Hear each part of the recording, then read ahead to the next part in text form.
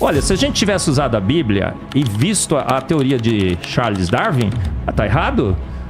Salmos 33:9 diz, porque ele ordenou e de pronto tudo foi criado. Tá bom. Deus fez, apareceu o universo. De onde que veio Deus? Olha, eu lembro que eu chorei, tá? Meio chorão. É russo, mas é chorão também. Cara, quando eu vi aquilo, eu chorei. Sem vodka, né? Eu chorei. Sabe por que eu chorei? Porque o universo veio há 13,6 bilhões de anos. Não tendes lido que desde o princípio os fiz macho e fêmea, homem e mulher? Essas coisas que a gente... Que a humanidade começou a falar que talvez vá de encontro ao que está na Bíblia, é porque a gente começou a observar muitas coisas. Por exemplo, vamos lá, eu suponho que vocês não acreditam que o universo foi formado com o Big Bang. Eu, particularmente, já que você perguntou, eu não tenho uma... Porque o Big Bang, o tema Big Bang, eu sei que ele é controverso entre físicos. Esquece o debate ciência e religião. Esquece o debate de ciência e religião. Eu já vi físicos falando bem do Big Bang, dando vários argumentos, e já vi físicos igualmente falando que o Big Bang é a grande falácia científica dos últimos tempos. Aí, pra mim, a coisa, como eu sou fora da área, fica mais ou menos como o debate da vacina. Tá. Você tem um profissional de saúde, o cara é epidemiologista, falando a vacina funciona, tem que... E um outro falando não vacina e o cara tem o mesmo título. Eu, nesse ponto de vista, eu fico um pouco com o pé atrás. Tá. Eu digo que olha a conjunção alternativa, se o Big Bang proceder, se ele proceder, eu não vejo conflito em falar que que o Big Bang pode ser o start inicial. Também não. Né? Exatamente. Mas, do ponto de vista acadêmico, eu não tenho background para ser nem contra, nem a favor do Big Bang, nesse sentido técnico. Tudo não bem, no sentido mas eu suponho que vocês têm uma opinião sobre isso. Sim, como da vacina, por exemplo. E aí, por exemplo, a gente consegue, a gente criou instrumentos para observar as coisas que estão fora do planeta Terra, como, por exemplo, as estrelas. Então, a gente consegue ver estrelas, por exemplo, em diferentes estágios de vida. A gente consegue fazer um modelo matemático que depois se comprova em como seria um buraco negro, que é... Desculpa a risada, que você fez a melhor pergunta da noite. Tá bom, me contorcendo aqui. Eu quero, mas é isso que eu quero. Mas é isso que eu quero. E a gente consegue observar, por exemplo, se a gente fala estrela, a vida de uma estrela, e se a gente for falar, por exemplo, tem contas que chegam sei lá, ao fim da vida do Sol, que ele vai se expandir, engolir a Terra, não sei o quê, depois ele retrai e tal, até se tornar, né? Eu acho que o Sol não se torna um buraco negro por causa da massa, não é suficiente, alguma coisa assim. Não tenho certeza também, não sou o Sergião. E aí, as estrelas são velha pra cacete, meu irmão. Assim, segundo o que a gente observa, né? Então, assim, usando os instrumentos que nós criamos para observar lá fora, e talvez seja por isso que uma parcela pôs de lado o que está escrito na Bíblia, para tentar, até com uma noção de, pô, tá, beleza, tem isso aqui, mas deixa eu olhar. Que é mais ou menos o que vocês gostariam mesmo, não é? Tem os caras lá que acreditam no Darwin, na evolução e tudo mais, e vocês gostariam que, pô, ouve a gente. E esses caras, eles estavam aqui na Bíblia e tal, pô, tá, mas deixa eu olhar o outro lado. E chegaram a outras conclusões. Estrelas, por exemplo. Eu acho que é por isso que a gente partiu pra uma parada meio sem a Bíblia, porque a gente foi percebendo e encontrando, talvez, tá? Aqui na minha cabeça, tá? Claro. Tirando isso completamente de mim. Percebendo que existem coisas que não estão tão claras assim na Bíblia. A Bíblia fala de um jeito assim meio difícil, como vocês concordam? Absolutamente. Então, eu vou deixar ele responder que é uma notícia, e depois assunto. Eu vou falar a questão filosófica que está por detrás dessa ruptura, mas eu quero que ele fale primeiro essa novidade. Foi tanta a impressão de que a ciência estava certa quanto... Não ao Big Bang. O Big Bang, assim, pode ser visto, né? Às vezes eu entro numas treta aí nos grupos, né? Eles ficam discutindo. Marcos, você não entende o Big Bang porque você não é físico. Eu sou químico. Mas químico entende quase tudo, né? Não lembro que eu falei pra você? Mas olha, o começo tudo bem, mas depois é um processo químico. É nuvem gasosa de expansão, hélio e hidrogênio. E como químico, a gente... Foi tanta a impressão de que o Big Bang, não o início do universo, porque que teve o início, todo mundo concorda. Mas a estruturação do universo a partir daquela nuvem gasosa em expansão que o Big Bang teria criado. Porque, teve uma explosão, uma nuvem gasosa de hidrogênio e hélio estava se expandindo contra o nada. Isso que tem que formar o universo, certo? E aí eles falaram assim, não, olha, veja bem, contraiu em estrelas, as estrelas explodiram, formaram o pó cósmico que formou os planetas, buracos negros supermassivos começaram a existir, atraíram as estrelas que formaram as galáxias ao longo de 13,8 bilhões de anos. A gente comprou tanto essa ideia que começaram a tentar salvar a Bíblia. Olha, a Bíblia está errada, vou colocar um gap aqui. Olha, sabe, Deus começou com o universo, estruturou, depois fez a Terra e tudo mais. Eu vejo hoje, com o que eu passei a estudar, uma perfeita harmonia entre a ciência e a Bíblia. E eu vou te dizer por quê. Olha, achavam que o universo tinha 13,8 bilhões de anos, certo? Aí o que aconteceu? Só pra deixar claro aqui. Como é que... Assim, eu faço ideia do porquê que a gente acha que o universo tem quase 14 bilhões. A luz das estrelas que chegou aqui. Sim. A gente observa a luz. Até onde a gente consegue observar a luz. Eu vou falar sobre isso. Tá. Absolutamente. Vou discutir esse ponto. Eu vou tentar ser o mais didático. Cara, o mais legal é que você tá falando exatamente do que eu queria saber. Vai lá. Veja só. A gente achava... aquela hora quando você fez a pergunta. 13,8 bilhões de anos, certo? O que a NASA fez? Ela primeiro lançou um telescópio, o Hubble. O Hubble foi detonador do processo lento, gradual e sucessivo. Vou te explicar. O Hubble foi lançado, eu assisto os programas do Sacani. Ele tenta justificar que o Hubble e o James Webb não destruíram o Big Bang dessa estruturação. E ele não explica nada, não é? Ele vai falando e no fim ele não fala nada, né? O Sacani, eu assisti o programa, né? Eu queria fazer um debate com você sobre aquele programa. Gente, combina Divino sem fim, vai ser interessante. Me convida, Sacani. Olha, eu admiro demais você. Mas naquela do Big Bang, né? Não tem como, o Igor. Por quê? O Hubble foi lançado e eles estavam tirando fotos de todo o universo. O diretor do programa Hubble, Robert Williams, fez uma insanidade, uma loucura total. Ele, como diretor do programa, ele tinha 100 horas para tirar a foto do que ele quisesse. Ele podia ficar famosíssimo, publicar artigos na Science, na Nature. Tá te incomodando, Rodrigo? De jeito nenhum. Tá bom. Beleza. Sabe o que ele fez, Igor? Ele falou assim, aponta para um ponto escuro do universo. Eu quero tirar 100 horas de uma foto de um ponto escuro do universo, porque eu quero ir o mais profundamente possível. Eu quero chegar com esse telescópio aonde esse telescópio pode chegar no seu máximo, no passado. Tá. Aí os amigos dele falaram assim, ô Robert, ô Bob, você vai perder seu tempo, são 100 horas extremamente perigosas, tem toda a história, eu falo isso nas minhas palestras. Aí ele falou assim, não, vou pagar para ver. Uma insanidade. Por quê? Porque no modelo do Big Bang, naquele período, é a idade das trevas. Era uma era de trevas. E não enxergaria nada. A foto viria negra, preta, sem imagem, sem luz. Aí o que acontece com a foto? Ele falou, manda ver que eu quero ver. A foto mais espetacular da história da ciência. Gente, procura o Hubble Deep Field. Será que não acha fácil no Google? Procura aí, Hubble Deep Field. Nós vamos mostrar aqui a foto mais espetacular da história da ciência, porque aonde não deveria existir absolutamente nada, vieram mais de 3.000 galáxias. Hubble Deep Field, essa daí mesmo, a terceira acho que é a mais bonitinha, isso. Essa, sem dúvida nenhuma, tá com baixa resolução, ele vai procurar. Vou achar uma boa. Isso. É a foto mais espetacular da história da ciência, eu não tenho dúvidas sobre isso, porque ela mostra um universo absolutamente pronto há 13 bilhões de anos, aonde não deveria existir universo nenhum.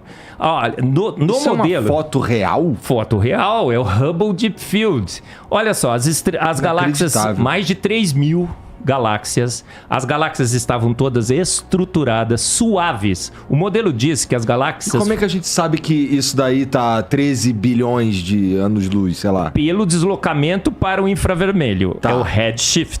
Tá bom? Depois eu vou explicar isso. É muito legal. Aí o que acontece? As galáxias estão absolutamente prontas. Rapidinho, Marcos. A gente sabe que isso daí tá a 13,8... A 13 bilhões de anos. A 13 Esse bilhões. É do Hubble, por enquanto. Tá bom? A gente sabe que isso aí tá a 13 bilhões. 13 bilhões de anos. Pelo deslocamento pro vermelho. Tá bom. Se esses 13 bilhões de anos são 13 bilhões de anos mesmo, eu vou discutir depois, tá bom? Tá bom. Então foram lá e falaram, cara, não pode. As galáxias estão prontas, as estrelas estão todas coloridas e o modelo de formação de estrela começa com uma estrela azul, depois passa para branca, depois para amarela, laranja, depois tem uma estrela de nêutrons. Não pode. Olha, as galáxias estão aí, você expande as galáxias, as estrelas estão todas coloridas lá. Gente, isso acabou com o modelo. Aí eles falaram assim, não, sabe qual foi o problema? É que a gente foi só há 13 bilhões de anos. A gente tem que ir um pouco mais profundamente. O que o James Webb foi montado? O James Webb foi montado, e o Sacani não fala sobre isso, mas o James Webb foi montado com um detector de infravermelho para se aprofundar ainda mais no universo. Porque eles falaram assim, pegamos essas galáxias porque a gente errou um pouquinho nos cálculos. Mas se a gente for mais profundamente, não vai ter galáxia nenhuma. Aí tiraram a foto com o James Webb. Agora é o James Webb Deep Field. Se vocês acharem aí, coloca. O que vai acontecer, Igor? Olha, eu lembro que eu chorei, tá? Meio chorão. É russo, mas é chorão também. Cara, quando eu vi aquilo, eu chorei. Sem vodka, né? Eu chorei. Sabe por que eu chorei? Porque o universo veio há 13,6 bilhões de anos. Ou seja, apenas 200 milhões de anos. O universo está extremamente jovem na sua maternidade. O universo veio exatamente como o Hubble já tinha mostrado. Todo estruturado, as galáxias lisas, as suaves, o tamanho das galáxias... Isso aí? Pode... Isso aqui era para ser na idade das trevas, do modelo. O universo está absolutamente pronto. As galáxias estão... Olha, o grande achado do James Webb é que as galáxias apareceram pequenas na foto.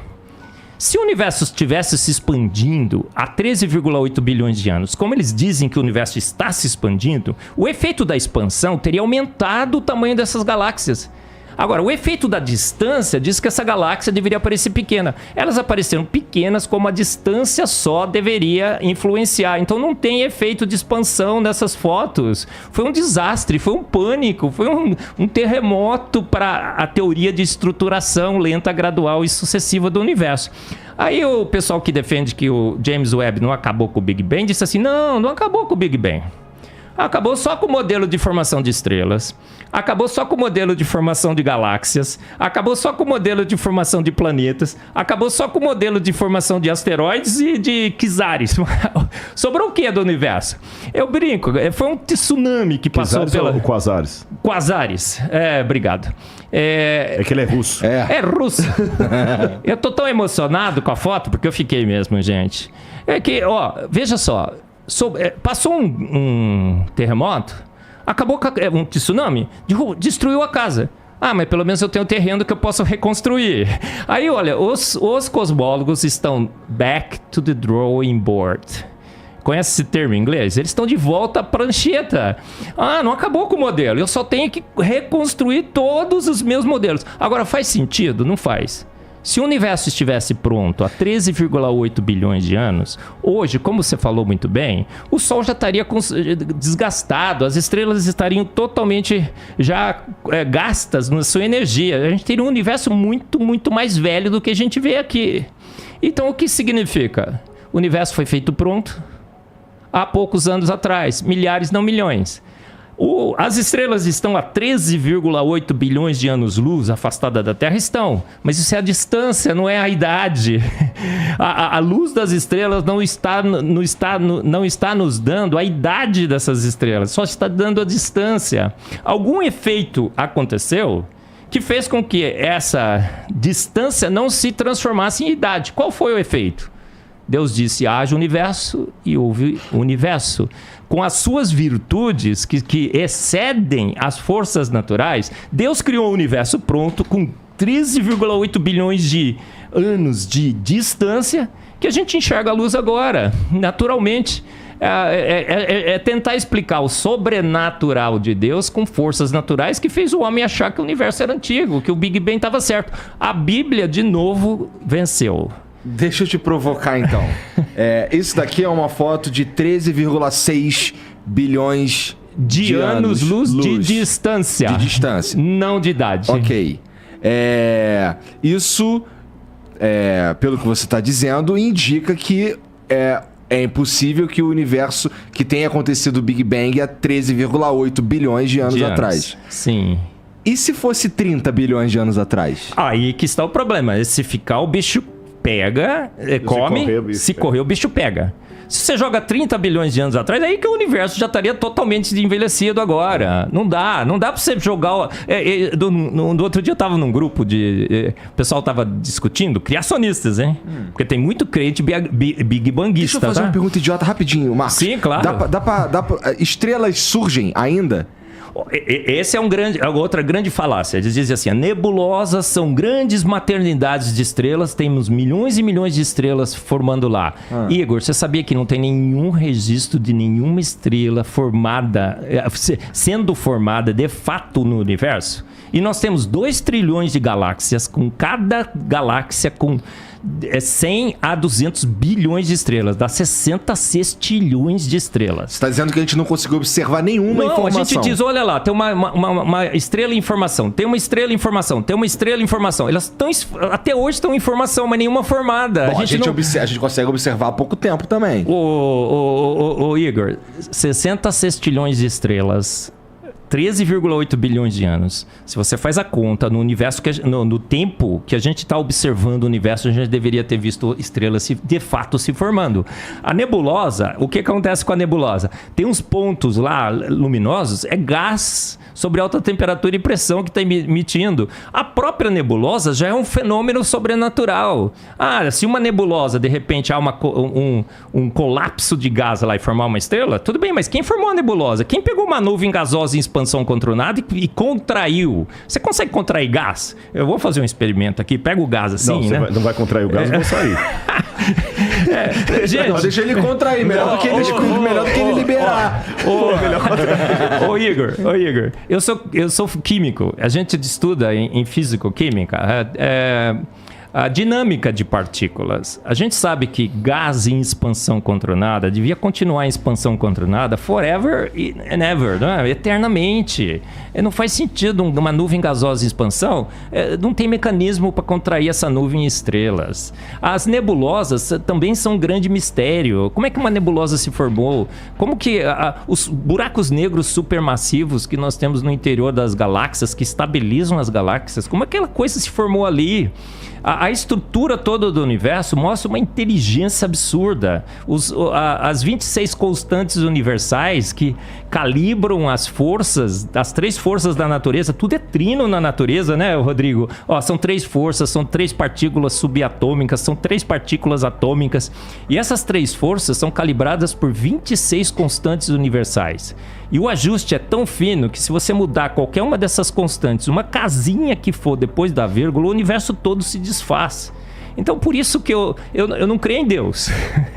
Eu tenho certeza absoluta que ele existe. Eu não creio que Deus fez o universo, eu tenho certeza absoluta que ele fez.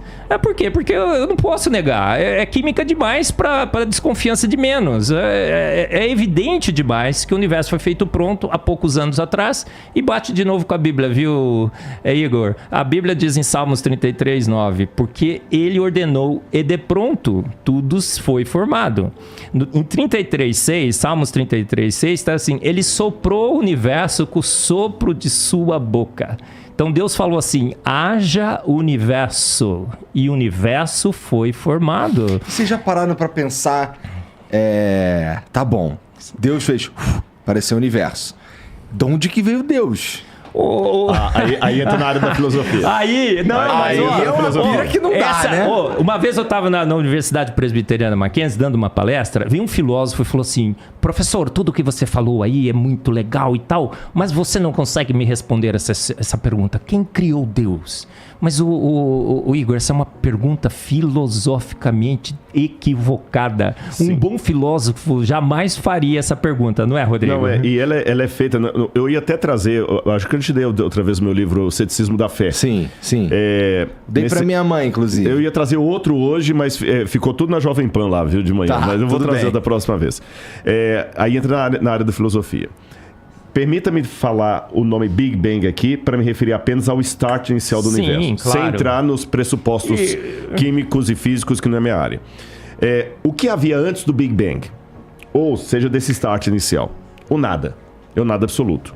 Porque um ponto de comum acordo entre ateus e design inteligente, eu acho que qualquer um concordaria comigo nesse sentido, é o seguinte: antes do ponto inicial do Big Bang, não havia gravidade, não havia tempo, não havia espaço. Não tinha nada. Não tinha nada. Era o nada absoluto.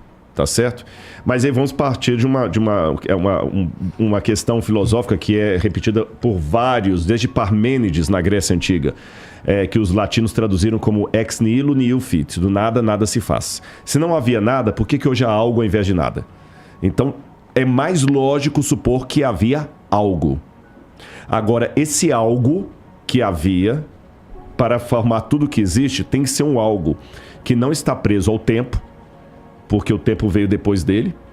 Esse algo não pode estar preso ao espaço, porque o espaço veio depois dele. Ele não pode estar preso à gravidade, ele não pode estar preso a nada.